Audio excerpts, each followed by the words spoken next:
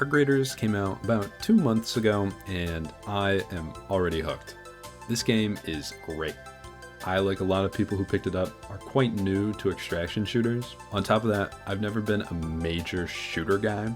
I like my games immersive, multiplayer focused, and fun, like everybody else, which luckily it excels at.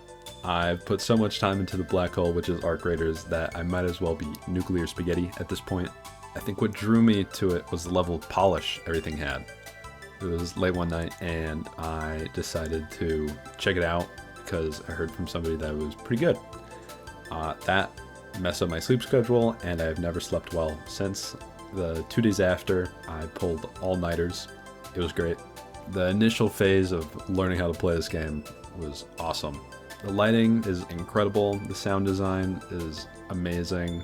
It's legitimately surreal how real and like reactive everything sounds. I'm pretty sure there's definitely like some sounds pulled from like 3D printers or something, because we've got one, and it is like I keep hearing the robots. I keep hearing the robots in the back of my head, and it's freaking me out. I think the novelty of the robots is actually one of the best parts about the game. It's closer to what Boston Dynamics is doing with their robots development than most other standard games like create their like monsters or machines. It's honestly a uniquely impressive game with a lot of flair and energy. The other day I also got to play the finals a little bit. I can say that Embark's games do share that flair across the board. That game also has some pretty engaging gameplay and the visuals are all crazy. Definitely a very unique experience. Thumbs up. Something that's a bit up in the air in the community is PvP versus PvE. Officially, the game is actually PvPvE, and that really shows.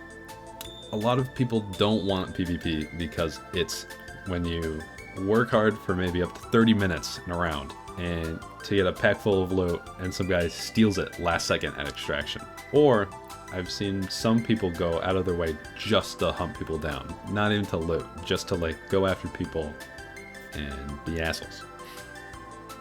I will say, of those people who do that, there's a few I've seen that announce their presence, like not friendly, and those have a little bit more respect from me. I actually learned that the PC population is significantly friendlier than console players. Turning off crossplay just makes people nicer. That's where my dilemma comes in, doing that. Part of what makes this game so engaging is the rush of you surviving in a high-risk environment.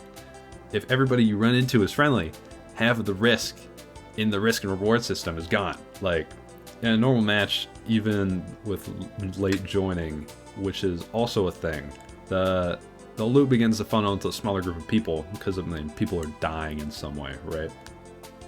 But if no one kills each other, the loot pool is the same size, but there's less loot for each individual player, right? I think you can manage having a really successful run either way, but this is honestly, this is kind of just my theory.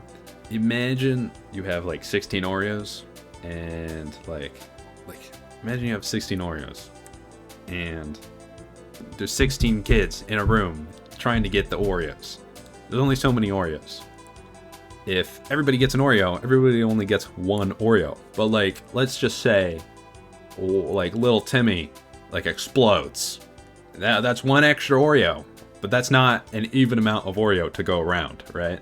So, Embark seems to be on a roll with these games and doesn't seem to plan on stopping anytime soon.